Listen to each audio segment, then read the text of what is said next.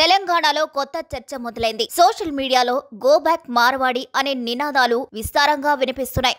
మార్వాడీలకు చెందిన వ్యాపార కేంద్రాల్లో వస్తువులు కొనకూడదని, స్వీట్ షాపుల్లో ఆహార పదార్థాలు తినకూడదని పిలుపులొస్తున్నాయి. సడన్ గా గో బ్యాక్ మార్వాడి అనే నినాదం ఎందుకు తెలంగాణలో వినిపిస్తుంది? దీనికి కారణం ఏంటి? ఎక్కడ మొదలైంది?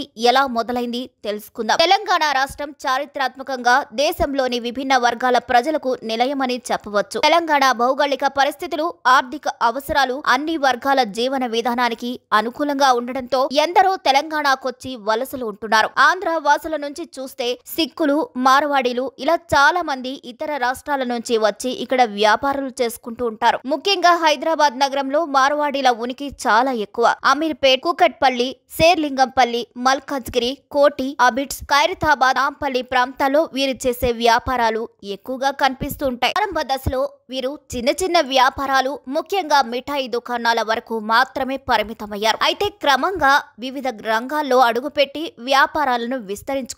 ఈ క్రమంలో కుటుంబాల వారీగా హైదరాబాద్ లో స్థిరపడుతూ ఆధార్, ఓటర్ ఐడి కార్డులు పొందడం ద్వారా స్థానిక నివాసితులుగా మారిపోయారు. ఇంతవరకు అంతా బాగానే ఉంది. మార్వాడి వ్యాపారులు కూడా తొలినాళ్లలో స్థానికులకు ఉపాధి అవకాశాలు కల్పించేవారు. అయితే ఇటీవల కాలంలో పరిస్థితులు మారాయి. స్థానికులను పక్కన పెట్టి తమ సామాజిక వర్గానికి చెందిన వారిని ఉద్యోగాల్లోకి తీసుకుంటున్నారని ఆరోపణలు వినిపిస్తున్నాయి. ఇక స్థానిక వ్యాపారాలపై కూడా వీరి ప్రభావం తీవ్రంగా పడుతుంది. మార్వాడీల విస్తృత వ్యాపారాల కారణంగా స్థానిక వ్యాపారులు ఆర్థికంగా నష్టపోతున్నారని వాదిస్తున్నారు. దీంతో ఉమ్మడి రంగారెడ్డి జిల్లా ఆమనగలు ప్రాంతంలో స్థానిక వ్యాపారులు బంద్కు పిలుపునిచ్చారు. ఉత్తర భారతదేశం నుంచి వచ్చి తమ ఉపాధి అవకాశాలను దూరం చేస్తున్నారని వారు ఆరోపిస్తున్నారు. మార్వాడి వ్యాపారుల కారణంగా తమ వ్యాపారాలు నష్టపోతున్నాయని, ఉద్యోగాల విషయంలో కూడా స్థానికులను పక్కన పెట్టి తమ వర్గానికి చెందిన వారికే ప్రాధాన్యం ఇస్తున్నారని స్థానిక వ్యాపారులు మండిపడుతున్నారు. ఈ క్రమంలో సోమవారం ఆమనగలు ప్రాంతాల్లో బంద్ నిర్వహించినట్లు ప్రకటించారు. ఇదే సమయంలో social media go back Marwadi hashtag విపరీతంగా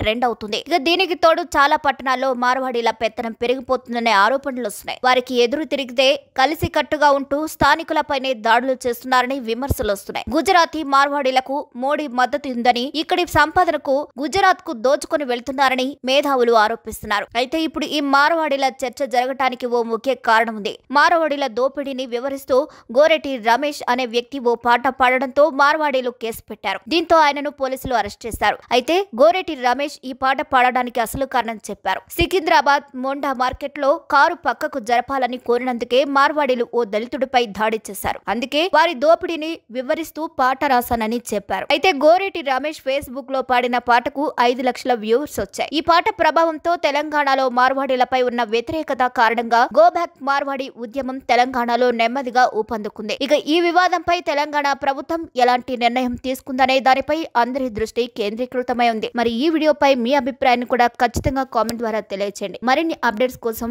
మా ఛానల్ ని లైక్ చేయండి, షేర్ చేయండి, సబ్స్క్రైబ్ చేయండి.